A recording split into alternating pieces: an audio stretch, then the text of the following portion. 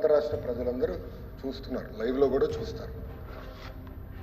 Madam గారు మాట్లాడుతూ ఎగతాళిగా మేమేదో అన్నాము మా పైన. మేడం గారు ఒక్క నిమిషం పూర్తి చేయండి. ఎవరో సభ్యులు చెప్పారు, నేను పూర్తి ఎవరు నేనేం మాట్లాడలేదు, మళ్ళీ నేను ఇప్పుడు నుంచిన నా ఛాన్స్ మాట్లాడాను.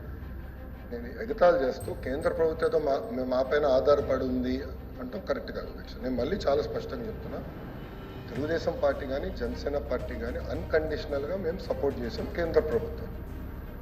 ఆనాడు ప్రధానమంత్రి గారిని చంద్రబాబు నాయుడు గారు కానివ్వండి, పవన్ అన్న కోరింది రాష్ట్రాన్ని మీరు కాపాడాలి, పెట్టుబడులు నిధులు ఇవ్వాలి అని చాలా స్పష్టంగా చెప్పాం.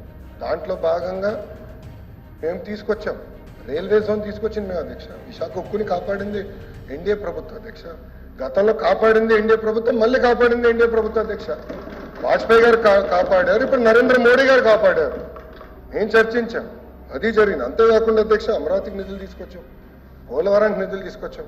సో అధ్యక్ష మళ్ళీ నేను మేడం గారిని కోరేది, కేంద్ర ప్రభుత్వం సహకారం ఆంధ్ర రాష్ట్రానికి చాలా చాలా అవసరం. ఎగతాళి చేస్తూ మాట్లాడటం కరెక్ట్ కాదు. మేము అన్కండిషనల్గా సపోర్ట్ చేసాం. యూఆర్ పార్ట్ ఆఫ్ ఎన్డీఏ అధ్యక్ష. మళ్ళీ ఎన్నిసార్లు చెప్పాలి నేను? మా సపోర్ట్ అన్కండిషనల్. ఎన్నికల ముందల మేము చేరం ఎన్డీఏలో.